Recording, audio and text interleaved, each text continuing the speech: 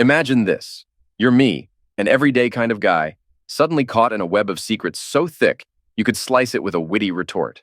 There I was, turned into an accidental master of espionage without a single spy class under my belt. My life turned into a suspense-filled comedy, each day another episode where I play the unlikely hero. Think MacGyver, but with more Wi-Fi issues and less hair. Armed with just my wits and a collection of too smart for their own good gadgets, I found myself navigating a maze of secrets.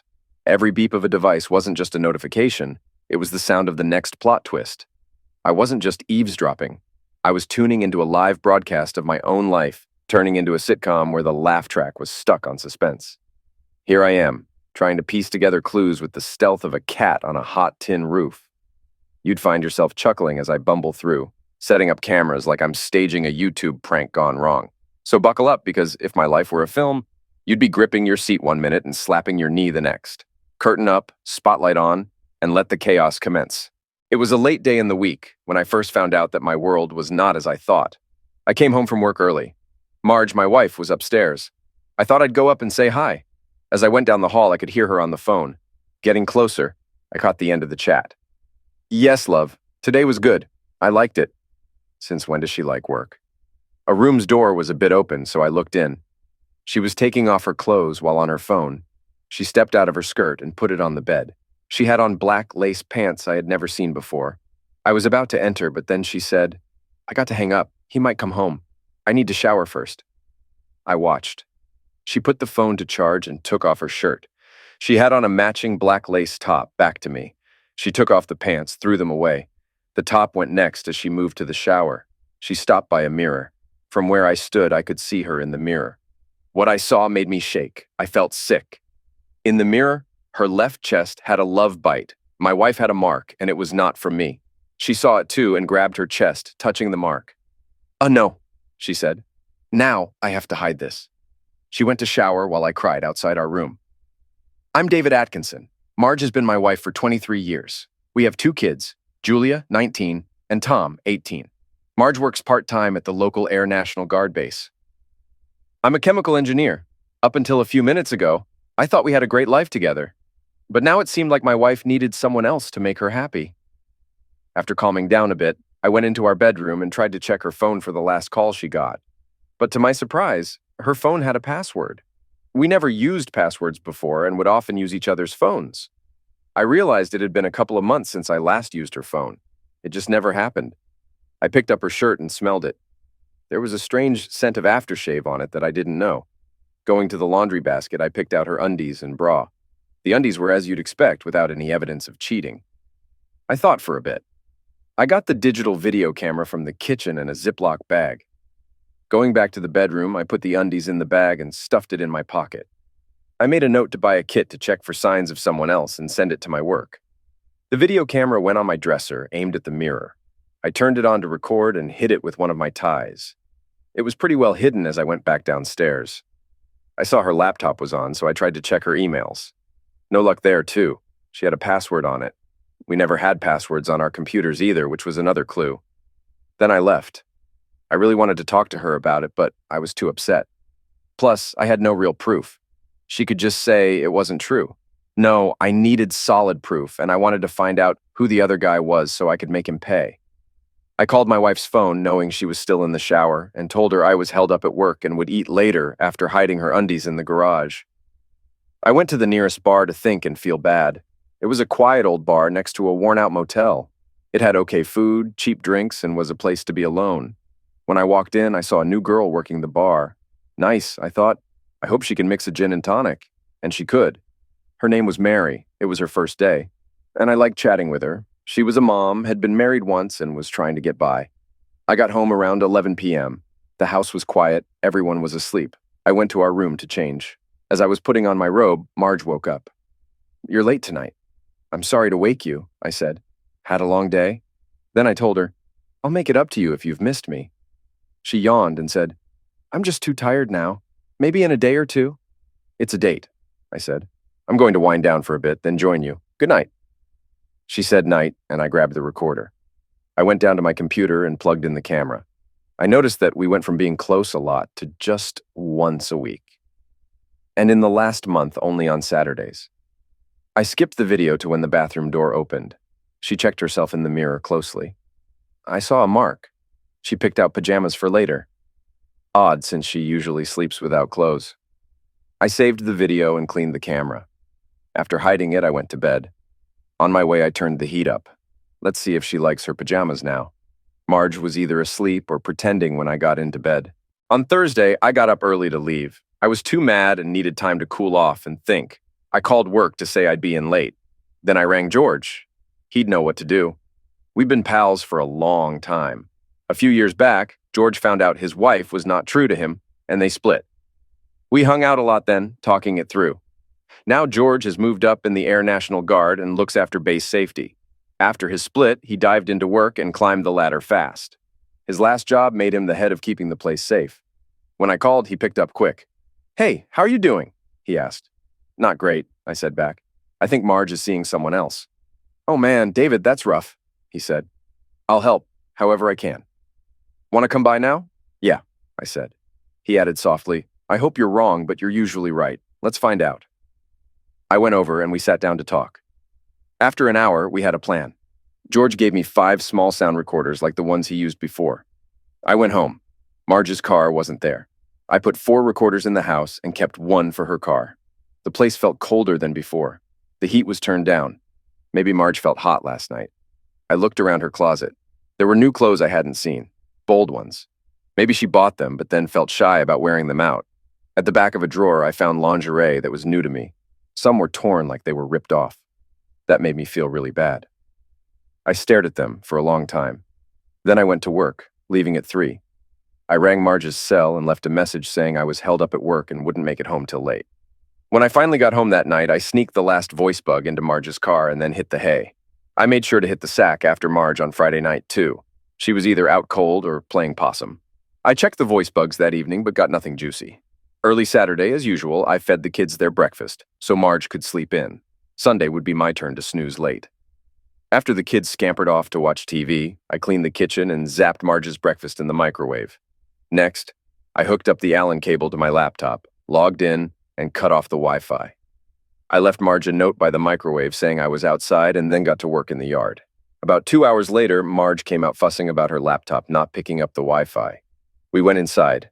I tried my laptop acting like it was fine and said we should check hers. She seemed edgy and stuck close by her laptop and me. I faked some tech moves until she got bored and drifted off. Every time she left, I snuck a memory stick into her laptop and set up a spy program. The moment she left again, I programmed it to log every key hit, snap a picture of the screen every 30 seconds, track all websites she visited, and grab her emails, even the ones thrown out or sent. Once she wandered off again, I fixed the Wi-Fi from my laptop, checked her laptop was online again, and went to show her. I told her the hard drive was a mess. I showed her the cleanup tool and said to hit this button when she was done for the day to let it run all night. That way, my spy tool would also send me all it caught. She wrapped her arms around my neck, gave me a kiss, and with a wink said, "Thanks, big guy. How can I pay you back?" I grinned, gave her a light tap on the backside, and said, "How about you wash my car?" She looked like she was expecting something else. I pecked her cheek and joked, "Just kidding. Back to work for me." She seemed puzzled as I left, back to cutting the grass. I knew I was being foolish, not tonight, but I couldn't let her think I was onto her without any proof. I had to act normal for now, so I decided to work hard this day and be too tired for anything at night. We watched movies with the kids later. Marj cuddled up close and it felt nice. She got a bit playful a few times during the movies. When the second movie was almost over, I took the chance to grab a drink and sneaked one of Marj's Xanax, thinking it would knock me out in about 45 minutes. Sure enough, 15 minutes later, Marj had to wake me up. I said I was beat from working all day and headed to bed. Marj looked let down, especially when the kids wanted her to stick around for another movie. I passed out, not knowing when she joined me. Sunday is my day to sleep in, yet I was up at 5 a.m. I didn't want to be there when Marj got up, avoiding any early surprises, and it was time to check on her stuff. I turned off her alarm as I left and fired up my computer. It hit me that skipping out on SEC would make her suspicious for sure. I booted up the keylogger program and put a password on my computer. I found about 500 emails in a secret folder, so I started digging in. The keylogger showed the oldest emails first. I was looking at messages 6 months back. Among them, I found 2 from someone named Bill Perez. He had his own web name, but the chats were about her work. Maybe they work together. Or maybe this is the guy I found an email from, sent 4 months back with the title, "Hey, hot stuff." I read it. It wasn't too bad, but it felt like this guy was trying to win her over. He got his name on the internet. A quick look showed he had no website. I sorted by date and saw 6 from Old Willie, sent yesterday. No shock, Marj was glued to her laptop. She was scared I'd open her emails. I opened the newest one and read as my world fell apart, starting from the end where she was mad at him for leaving marks on her and how tough it was to hide them from me. He just said, "Tough luck, get over it and forget your husband." Her mad reply came 14 minutes after. One part was telling. She said, "I know you don't love your wife, but I love my husband. I don't want to hurt him or our marriage. It's bad enough I've not been close with him much. Now with your marks, I can't even let him see me without clothes. I'm not seeing you this Wednesday." Interesting. But it changed nothing. The next 2 were him saying sorry, saying he'd be nicer, and offering a trip somewhere sunny if she could sneak away. He said he loved her a lot. The last one from her was glad he got her point. She would only go on trips with her husband and was skipping their Wednesday meetup. She thought it'd take a week for the marks to go away, and then she'd spend time making things right with her husband. Other emails told more. They had been together for 2 months. They met at a local hotel where his work had a room for sales guys to use. One email told her how to get there. It said the company had a room 187 for 2 years now. It was the motel across from the bar I was at before. Then a new email came from him. It was an answer to one she sent last night, and it made my head spin again. She had sent him a message saying she needed to see him this week and they could meet Wednesday at 1 p.m. She asked him to be soft this time. His reply was all sweet talk, saying how great she was and how he would make it nice for her. Right then, I knew they both had to face what they did. I needed to plan and would need George's help. I sent the emails that could help to George and started to make breakfast. Marj came down around 9:30 and was glad I let her sleep. I told her it was okay since I went to bed early last night. She hugged me and said, "Don't work too hard today. I need you tonight." I didn't listen to the last part and told her I just had a bit more work to do. I moved away and said I should start. As I left, I saw her look worried. She tried to hide it when she saw me looking. I told her to call if she needed anything. She weakly said okay. I was cleaning the garage when George called. First, he asked if we could talk. I went outside and said yes. He told me he had read the emails and felt bad for me. I told him I felt awful, but at least now I knew. "You know, but you don't have solid proof yet," he said. "I thought I could try to get photos of her at the motel." "We can do much more if you want. You just can't use that in court," he said. "Tell me more." He had looked into bad stuff at that motel before. The owner was a good guy who didn't like bad folks or drug users there. "I'll call him tomorrow and get a key to that room," he said. "It's for my work I'm doing now. We need to know when Perez isn't there so we can put in secret cams. It's how I caught my ex," he told me. "Yes, I want that," I said strongly. "To catch her and to get him too. Can you dig up stuff on him?" "First thing Monday, I'll start on that. Let's aim to set up the cams Monday or Tuesday. We'll need about an hour," he said. We spoke a bit more.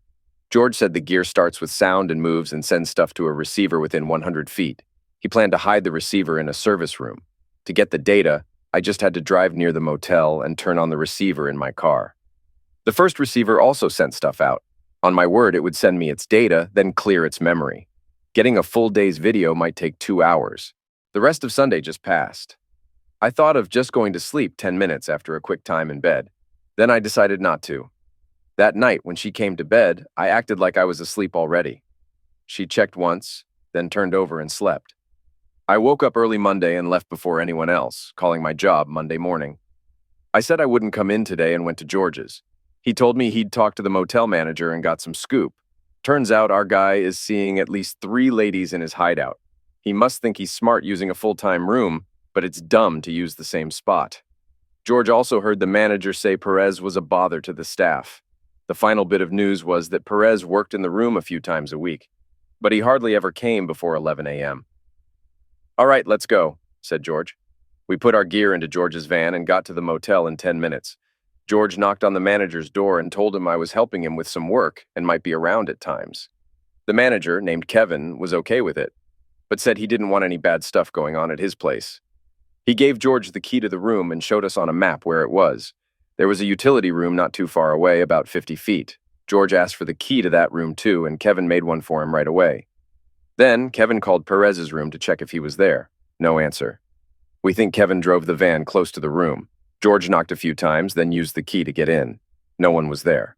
I froze for a second, thinking about my wife with another man in that bed. But then I started to help out. In less than 2 hours, we had set everything up and made sure it worked. As we were about to leave, I saw a spot for a laptop on the table.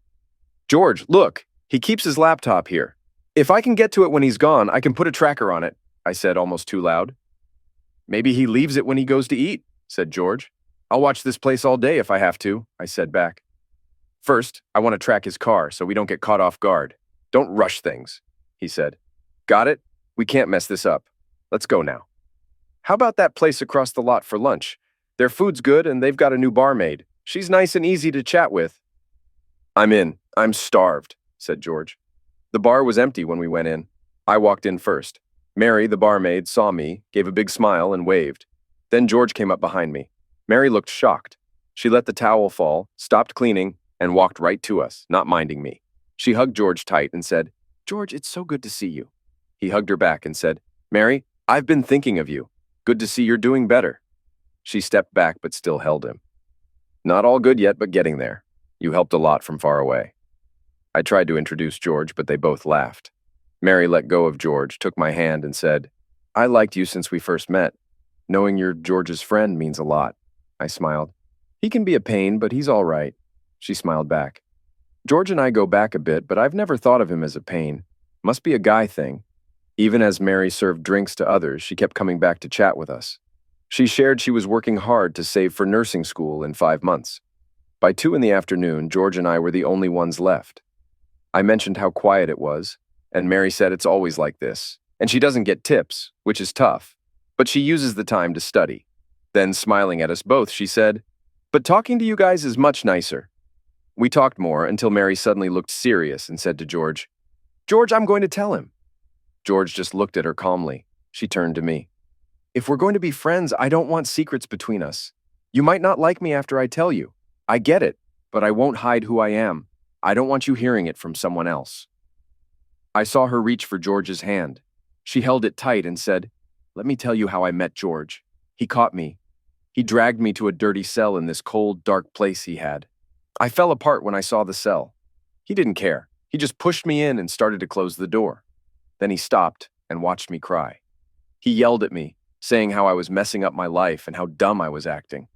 Then I saw he wasn't yelling that I was no good, which I was. He was saying I was hurting myself. No one ever told me that before, but I heard him then, and I lost it. I fell on that awful dirty bed and cried hard. George sat by me and said just one word. She looked at me with tears and said, "He asked me why." Just that. Looking at George, she went on, "For the first and last time in my life, I told someone everything, crying out of control at times. I don't know how long it took. George must have sat there for hours. When I was done, he just looked at me for a very long time. Then he got up, gently touched my shoulder, and then locked me in that cell. He left me there for 14 hours. I saw no one, heard nothing. I was cold and hungry the whole time, coming down from a high. At last, he came back and said it was time to see the judge. Usually, you get to clean up and wear a new jail suit before you go to court. Not me. He made me go like I was. The defense didn't say a word. The judge was going to send me to jail when George stood up and asked to speak to the court. I'll never forget what he said or how he looked in his full dress. I can remember every word to this day, but what's important is that he told the judge that sending me to jail wasn't right. He wanted me in rehab. The judge and the attorney were surprised for a reason. I was deep in trouble, hooked on bad stuff, and caught for things I did, which George said I did. And then, Tough George was on my team. The judge thought a bit, then gave me a chance at 90 days in rehab with 4 long years waiting if I messed up. I went for it. Looking at George, I said, "I've stayed away from the bad stuff since George caught me." Looking at us, she said softly, "George, David, I don't walk the streets now, but I still do what I did. It's the only way I can save for school and take care of my kid. But if you two don't want to talk to me anymore, I get it. Sorry, George." Then I felt hugs from both sides. George said, "As long as you fight, I'm with you, and you will make it, I know you." I added, "Mary, I'm happy we met and glad to call you a friend." It was good we were in a quiet corner of the bar. Mary just cried, holding us. Come Monday night, Marj showed up at 5:30 with Chinese food. She tried to kiss me, but I just took the bags and said, "Great, we're all hungry." When I looked back, she seemed worried. I said, "Why don't you change and I'll set things up?" She turned white and I began to get plates ready. She tried to say something but stayed quiet. I was still mad about her lie last night. Dinner was quiet, and the kids felt it but stayed silent. Marj didn't eat much, but I made sure I did. Marj tried to talk, but I hardly paid attention. Then I knew I was acting dumb. Being mad now was giving me away, and I didn't want her to end things before I found proof. I shook my head and said, "Sorry, everyone." I had work stuff on my mind, and it followed me home. Let's try again. How was everyone's day? We talked through dinner, trying to act normal. I made sure to smile at Marj a few times and listen to her. Marj went to sleep before me. I turned the heat up a bit. After an hour, I listened to the voice tapes but found nothing interesting. I went into our room. It felt hot, around 77 degrees. I got ready for bed, laid down, and faced away from her. She said softly, "Night, honey." Without turning, I said, "Why are you in that thick top? It's hot in here." She paused, then said, "I'm just cold, that's all." I pushed a bit more. I turned to her and hugged her. She hugged me back, but she was all sweaty. "Are you sick?" I asked, worried. She said, "I don't think so. I've just been cold at night." I pulled her close and said, "I know ways to make you warm." She tensed and said, "David, I'm sorry. I'm just too tired." I turned away and said, "It's okay, Marj." She moved closer and said, "I'm too tired tonight, but how about Wednesday? It'll be a light day for me. I'll make it up to you then." I just murmured, "It's fine." After a bit, she went back to her side. It was awkward Tuesday morning. I left for work as usual. George told me he put a GPS on Perez's car last night and gave me the site to track it. I saw that Perez was across town. I decided it was time to check the bedroom voice recorder. I told my office I'd be back in a few hours and went home. Marj heard from her best friend Ashley Monday morning. Right away, Marj told her she had an amazing time this weekend. Ashley was excited. "Did you hook up with Will this weekend?" Ashley wanted to know. I wondered if her man Mike knew and kept it from me. That jerk. No, I wanted to be with David this Sunday night, but it didn't happen. I planned to be with him Saturday night like we usually do, but he was out working all day and was too beat," Marj said. "Is David better in bed than Will?" Ashley fired back. "Yes, being with David is always better," Marj said. "Then why are you with Will?" she asked, sounding amused. "It's different," Marj said. "David loves me. I feel so secure with him. Will just hits it raw. It feels good, but I never want David to treat me that way. But both are good." I know it sounds weird, doesn't it? It does to me, girlfriend. It's the rush, the raw heat, spreading your legs for someone special. I know. That's why I started seeing Brian Sears last year. Special, I know. That's why I started seeing Brian Sears last year. Then she laughed.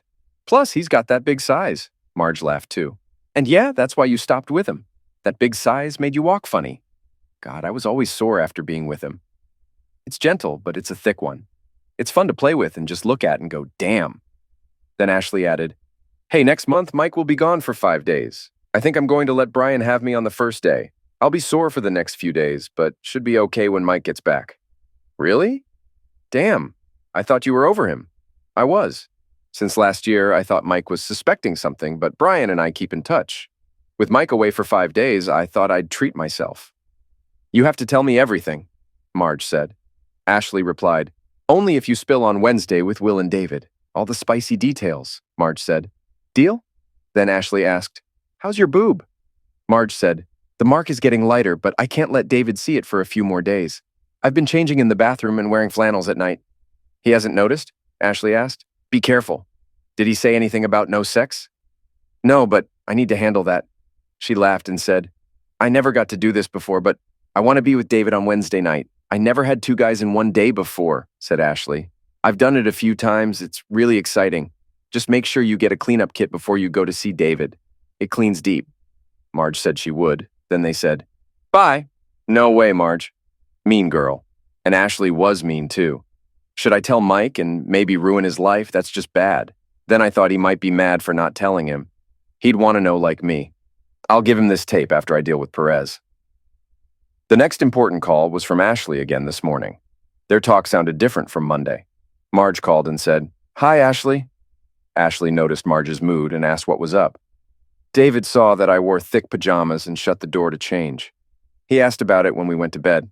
I said I was cold, but Ashley, it was so hot. I sweated all night in those thick pajamas. I don't think he bought it, but he didn't say more. Then David wanted to be close, but I couldn't let him see the marks. I had unplugged the nightlight on Sunday, but David fixed it, so I said no again. He was upset. I tried to fix it by saying we could be close this Wednesday, but he didn't seem to care. We just lay there, so far apart. And worse, I kept thinking about being with Will, not David. I saved that file. I didn't need to listen more. I looked up how to check for other men and ordered a kit to my office. Next, I went to the motel. Perez's car was there. It was lunchtime. I went to the bar. Mary wasn't at work, but from my window I saw Perez sitting in a booth looking over a menu. It felt like the right time, so I walked over to his motel door and knocked. No one answered, so I used my key to get in. I didn't look at the bed this time, but went straight to the other room. There, his laptop was open, showing a QuickBooks page. I took out my thumb drive, plugged it into his laptop, and set up a keylogger program. I didn't snap any screenshots this time, but made sure to track all emails, all sites visited, every key press, and all data, including the accounting ones. If he was up to no good, I was going to catch him. Then I turned on his remote desktop thing and checked the motel's Wi-Fi for the right port, and it was open. Next, I went to a site that lets you use a basic version of remote control software for free and made an account with his domain name. I put the software on his laptop so I could access it from anywhere and see his desktop on my screen. The site keeps track of IP addresses, showing it was set up from the motel's network. I hid the icons from the desktop and start menu. I brought the QuickBooks page back up and left the room fast. Heading back to the office, I put in a few hours of work and got home feeling pretty good. I was all smiles and helped the kids and Marj. She seemed worried when I first arrived, but calmed down after seeing me act normal. Around 10, she said it was bedtime. I told her I had to finish up some work and would head to bed later. "Great. See you in the morning," she said. "Yeah, great," I thought. "Sleep well for your lover tomorrow." I had tons of data to sort through, the recordings, files from Willie's and Marge's computers, and the phone data. But not tonight. I put the car recorder back in Marge's car after I took the data. She might have been asleep or just acting when I slipped into bed.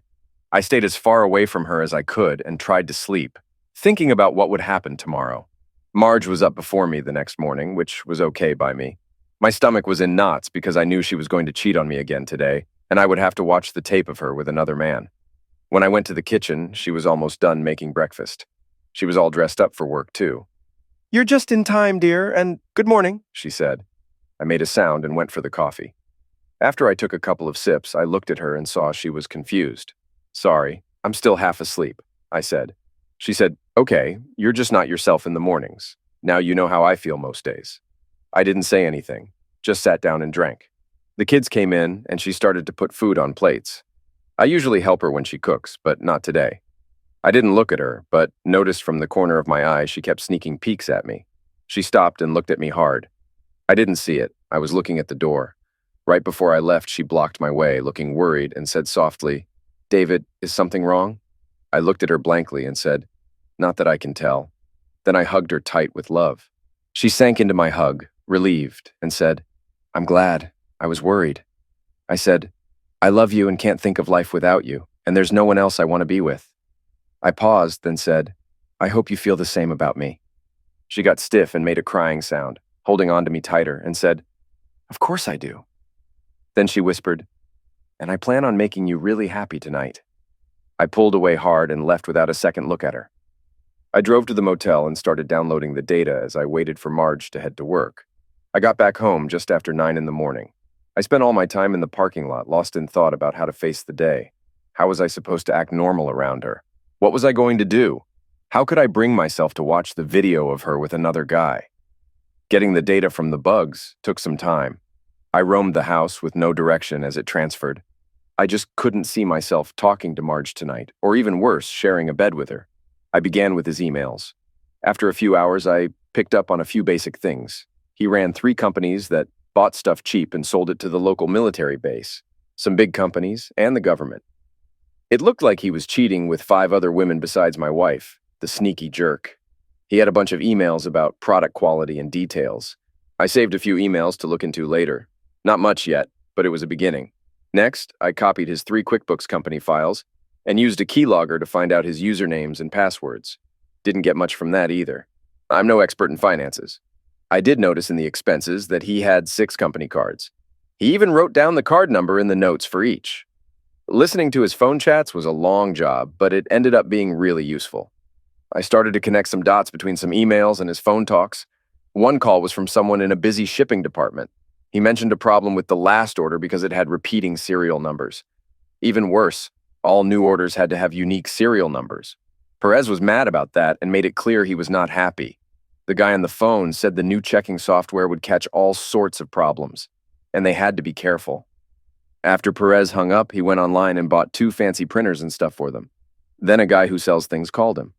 This guy, Willie Boy, talked in circles, but finally said, "Getting okay to sell stuff takes ages, but I like you and can help."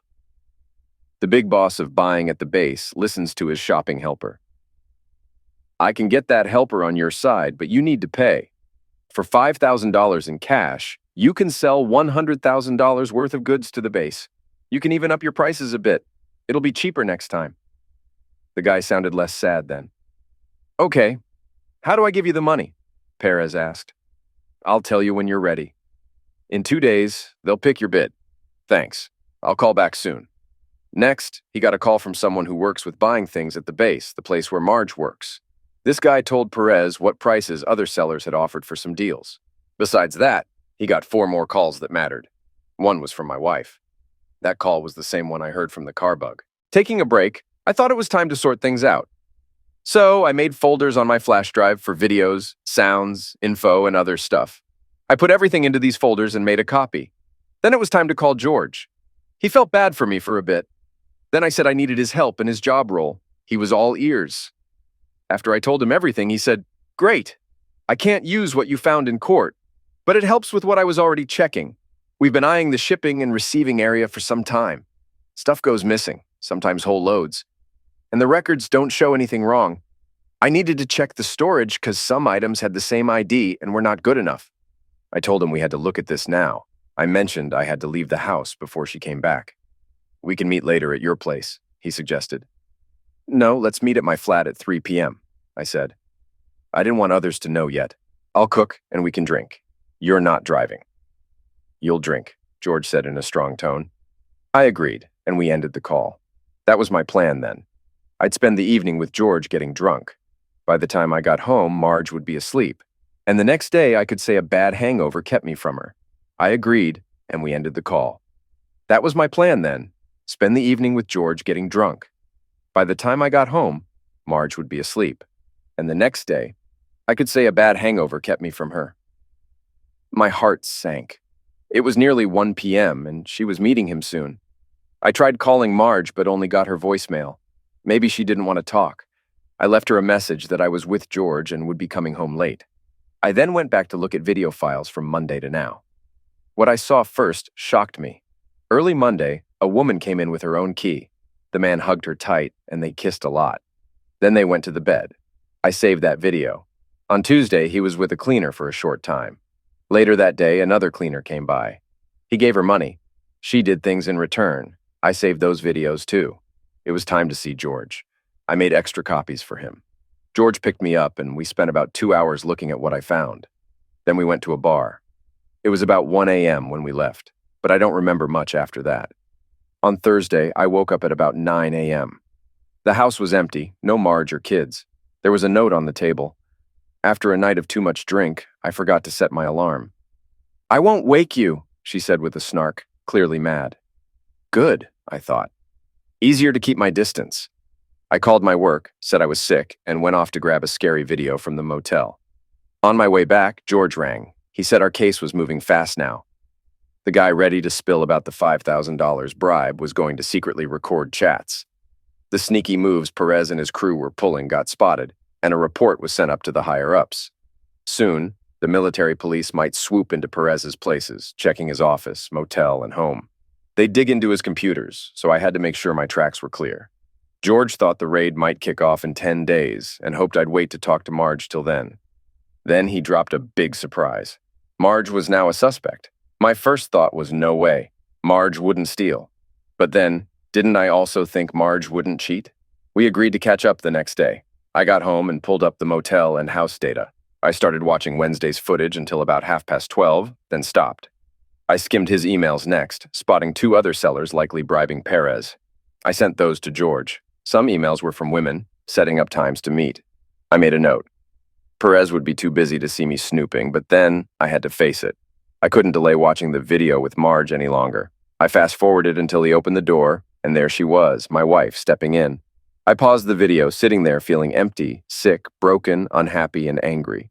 I felt lots of things, some I couldn't even name. So I hit play and saw them hug and kiss deeply, except she asked him to not be so rough. They didn't talk much as they took off each other's clothes and moved to the bed, touching while I cried. I saw him touch her. And what hit me hard was seeing her enjoy it, doing things she used to do with me. I skipped forward until I saw her get on the bed. She was ready for another man. That Thursday night was quiet. The kids weren't home. Marj and I did our things, barely talking. After everyone slept, I changed the data card in her car and took a look. I had to see the card data, guessing she talked to Ashley on her way to work. Marj wouldn't call on the house phone because I was sleeping off a hangover and not in the kitchen because the kids might hear. And yes, Ashley had called asking how it went. Marj said it was okay with Will. I made him less rough, so I'm not hurting today. Just feel a bit used. He's still too harsh. Makes me do stuff I don't want. But it was okay, she said. Quiet? Ashley asked. But what about David? He either finished too quickly or couldn't start, right? Marj sighed deeply. No, he didn't come. Went out, drank with a friend, came home too late, drunk, and just crashed. Didn't say a word to me. What did you do?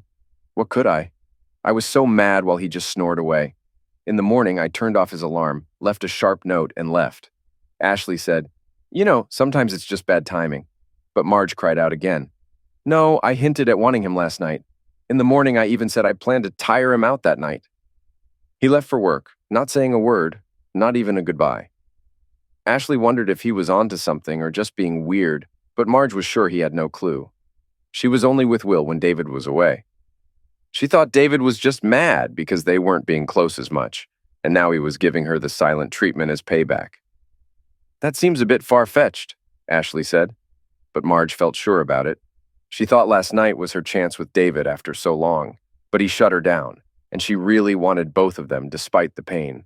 She was set on giving David the cold shoulder for a while. Ashley half laughed. Marj, it's your own wish to have them both, not his fault. Let it drop for now.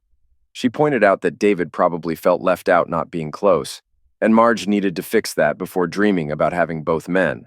Marj said that's what she was aiming for, more time with David. But you made it about what you wanted, not what he needed, Ashley pointed out. You're right. Now what? Marj responded. Just drop it, advised Ashley. Maybe he didn't mean to ignore you on purpose, just think he didn't and let it slide. David might come around tonight. Marj hoped she had somehow made Ashley mad enough to leave her alone, but then Ashley called again. Why do you let Will make you do things you don't want? Ashley asked. Marj said Will was just very pushy. She managed to make him a bit gentler, but he's still rough around the edges. Like, what does he make you do? Ashley pressed. Just one thing, Marj replied, a bit unsure. Yesterday, he made me kneel on the floor, my head back against the bed. Then he pushed his stuff into my mouth and moved fast. But he did it so hard, it felt like I was hitting my own lips every time he moved. Being against the bed, I couldn't escape it. That's rough, Ashley said. He also enjoys dirty talk and wants me to say, well, very dirty things. It seems silly to me, but he likes it. Men, Ashley said. Yeah, Marj agreed. I think he thinks those adult movies are real. He wouldn't stop until I said in a super sexy voice, I love your bits. After I said it, it got better. Weird. On Thursday, Marj tried to start something, but I didn't go for it. It was nearly 2 a.m. when I finally went to bed and she was asleep. Sorry, Ashley, you were wrong. I got up early Friday and went straight to work. I left around 3, took the test kit with me, and went to the motel to get Thursday's and today's videos. Mary wasn't at the bar, but I grabbed a drink while waiting for the data. When I got home, I started transferring the files and then used the test kit on Marj's underwear. It tested positive, but that didn't change things. I had enough time to watch the new videos and was shocked again. In the first video, a young woman in a military uniform entered his room. She appeared young, possibly around 20 or 21, and petite. They shared some wine.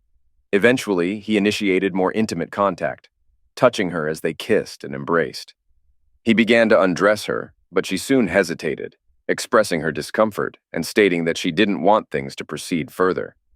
She attempted to leave, but he forcibly kept her there, escalating the situation. She resisted, trying to escape, but he restrained her and became aggressive. I couldn't watch. I shut the file and ran to throw up.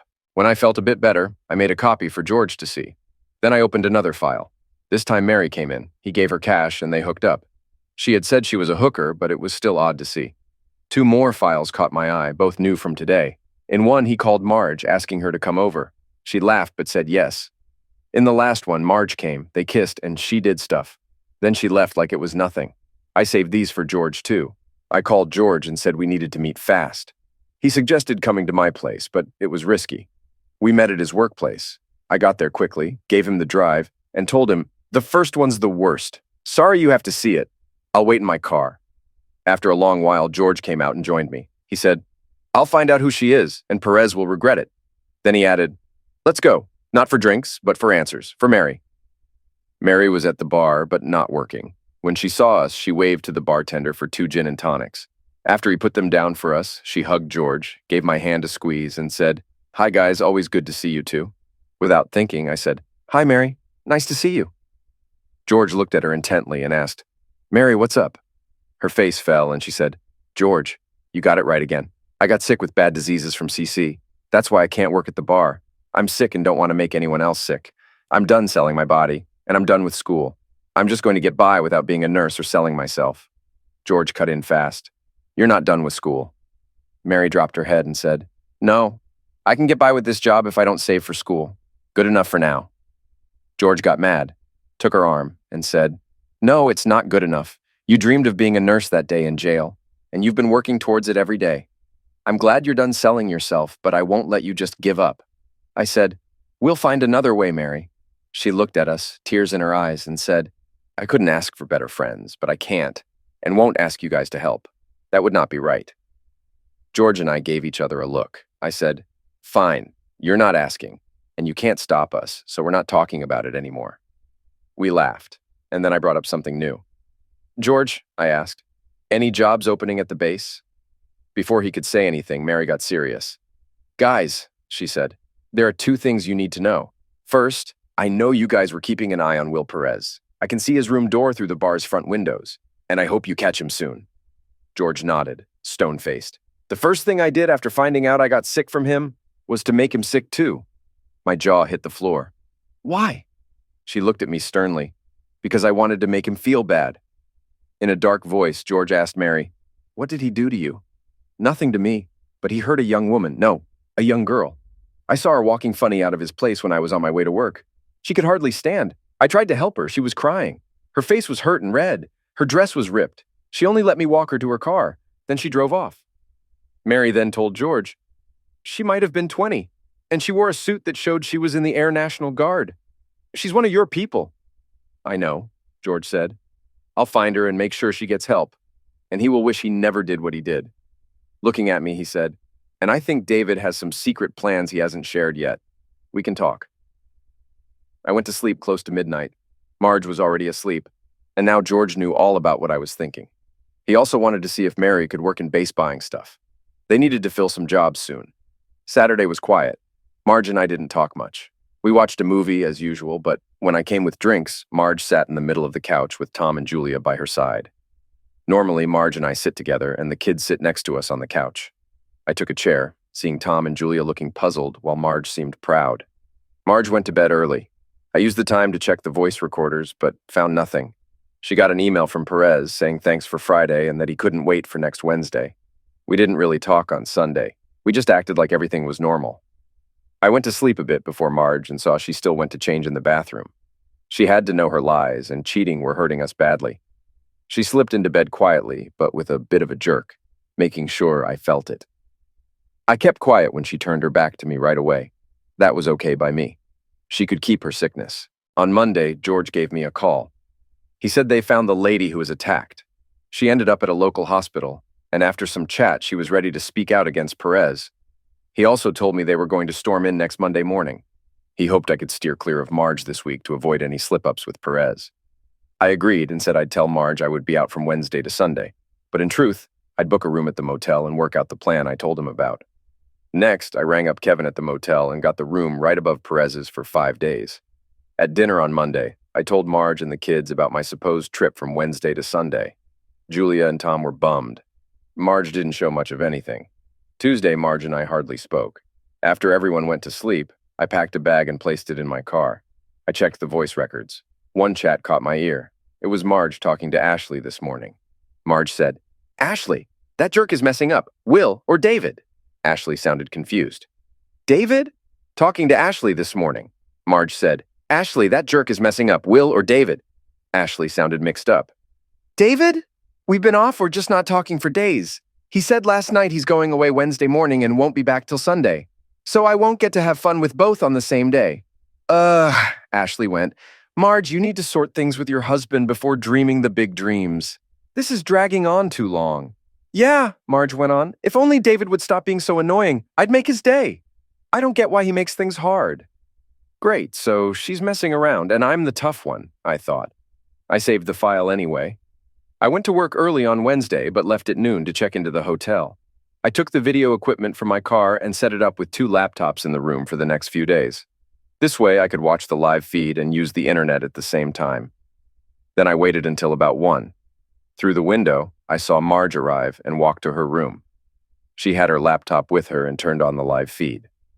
I saw her hug and kiss Perez. She said she needed to check her email first and then started her laptop and hooked it up to the hotel's Wi-Fi. They both were busy on their computers for about 10 minutes. As soon as she said she was done, he lifted her up and carried her to the bed. As he put her down, he said, "I need to be with you, baby."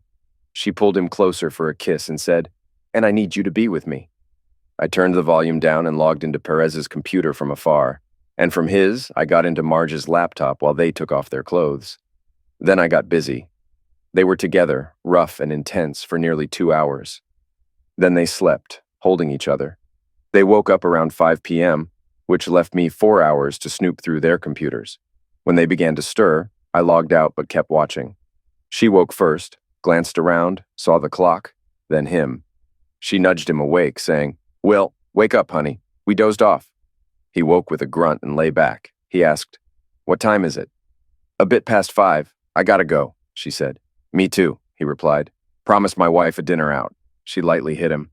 "Hey, I don't want to hear about that. I hear too much about your husband and kids. Don't forget," he said as he began to get up. She held him back. "Honey, sorry I said that. I do love my life. Just sometimes I'm jealous thinking of you with your wife." "I know, baby, what we're doing is tough for us," he said. "I'm happy you haven't been with your husband lately. I like thinking your body is just for me," she said back. "It's not yours. I choose to share it with you. But I love my man, and I need to make things right with him. I've been ignoring him for weeks. I do love being with you. Please know you make me feel so good. But I can't mess up my marriage." He stepped back and said, "Hey, I can't let my wife find out either." As he stood up, he said, "Man, my shoulders hurt a lot." She was shocked and said, "Will, I'm sorry I scratched you. I really am." He went to see his scratches in the mirror. "Man, you really got me good," he said. "I'm so sorry," she cried, getting out of bed, then cried out in pain as she stood. "Oh, I'm sorry." She touched her sore spot and screamed, "You jerk, you said you'd be nice." Then they had a bit of a tiff and got dressed. Both were quiet. As they got to the door, he pulled her for a deep kiss, saying, "I really do love you, baby, but we gotta be careful." They left quietly without holding hands. I watched her walk to her car and leave. I stayed in the room, knowing she wouldn't come back for a while. My first goal was done. Now for the hard part, waiting for next Monday. Until then, I could do more snooping on them. On Thursday, she called the hotel guy, booking the same room for 1 p.m., and then left for work. Friday, I stayed away from the house. As I walked out, I told Marj I'd be away till Sunday. She kissed me, saying, "I can't wait for you to be back." The kids hugged me too. I got to the hotel, hoping to find more juicy stuff. I spent Saturday looking for emails, messages, phone calls, anything that might give me a new lead. Nothing new, just a few chats between Marj and Ashley. Sunday the same. I left on Sunday night hoping everything would go smoothly on Monday. Monday morning I got up early. I made breakfast and told Marj I'd be back home later. She said okay, and after a quick kiss, left for work. I called George, telling him we needed to get everything set. He agreed, and we went straight to work. At the base, I was with George in his office when he got a call. The raid was happening.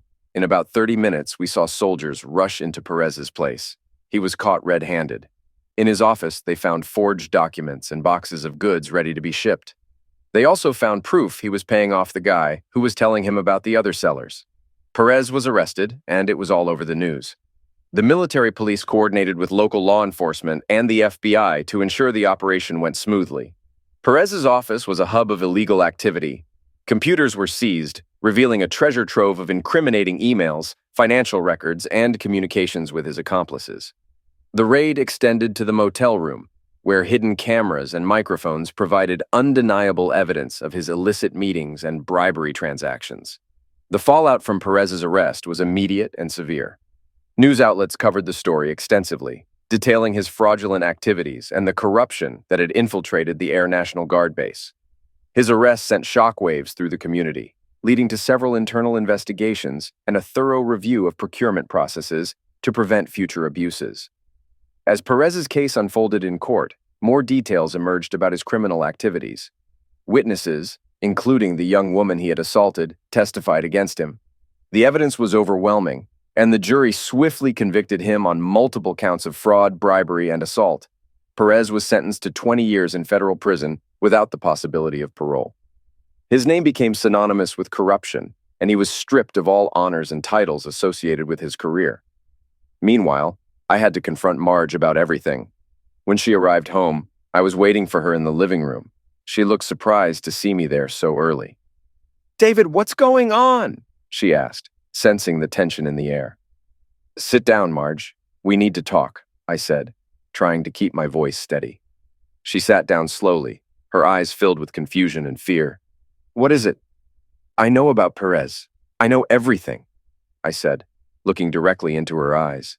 Her face went pale, and she seemed to shrink in her seat. "David, don't.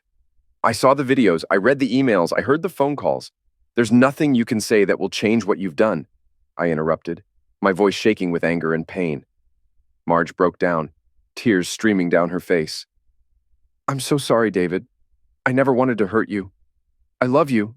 I was just so lost and confused. Please, you have to believe me." I took a deep breath, fighting back my own tears.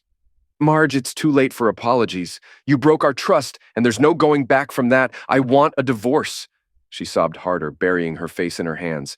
"Please, don't do this. We can work through this. I can change." But I had made up my mind. "It's over, Marj. I can't live like this. We need to think about the kids and what's best for them. We need to move on." After watching the videos of Marj with Perez, I decided to send the evidence, including her underwear, to a clinic for testing. The results were shocking. The clinic found DNA from 5 different men, and Marj had contracted an STD. When I informed Marj about this, she was devastated. She went to the clinic and spent a fortune on treatment. I also got tested and, thankfully, was free of any STDs. The next few weeks were a whirlwind of legal proceedings and emotional turmoil. We agreed on joint custody of Julia and Tom, ensuring they would spend equal time with both of us. We sold our house, splitting the proceeds evenly, and divided our savings and possessions fairly. Marj moved into a small apartment nearby, while I found a new home for the kids and me. The divorce process was painful and drawn out. We had to attend mediation sessions to work out the details of the custody arrangement and the division of assets. Marj agreed to attend therapy, and I did the same, hoping to cope with the emotional fallout. We both wanted what was best for Julia and Tom, but the road ahead was anything but easy. Julia and Tom were understandably devastated by the news. We sat them down together and explained what was happening, assuring them that we both loved them and that none of this was their fault. They were shocked and hurt, but we promised to make the transition as smooth as possible. Marj struggled with guilt and regret. She moved into a small apartment nearby and focused on repairing her relationship with the kids. She attended therapy to work through her issues and sought to rebuild her life. We maintained a cordial relationship for the sake of the children, attending school events together and ensuring they felt supported by both parents. Life after the divorce was challenging, but it also brought new opportunities. I took some time off work to focus on my mental health and to be there for Julia and Tom. We started new traditions and spent more time together, creating positive memories to counterbalance the pain of the past. I reconnected with old friends and slowly began to open up to the idea of dating again. George remained a steadfast friend, offering support and encouragement. His relationship with Mary deepened, and they became a significant part of my support network. Mary thrived in her nursing course, finding a new sense of purpose and direction in her life. With George's help, she also secured a job at the base, which provided her with stability and a sense of belonging. One evening, about a month after Marj left, I sat down with Julia and Tom for a heart-to-heart talk.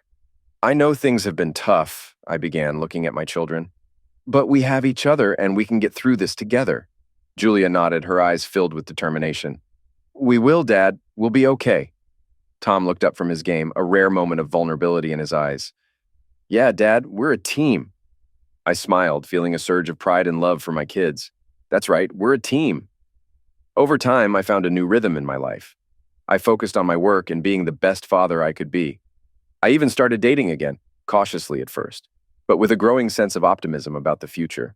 The support of friends like George and Mary made a significant difference, helping me to heal and move forward.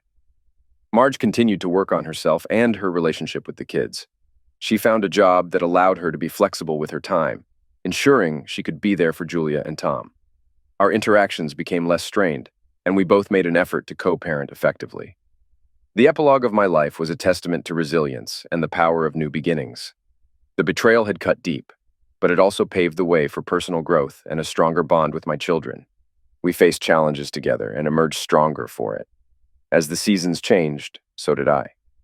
I learned to let go of the past and look forward to new beginnings. The end of my marriage was not the end of my story. It was the beginning of a new chapter, one filled with hope, growth, and the promise of a brighter tomorrow. Julia and Tom continued to thrive, excelling in their studies and finding their paths in life. Marj and I found a way to coexist peacefully, ensuring our children's well-being remained the priority. In the end, Perez's downfall served as a stark reminder of the consequences of greed and betrayal. His actions had far-reaching impacts, but justice was served. My journey, though painful, led to a place of healing and renewal.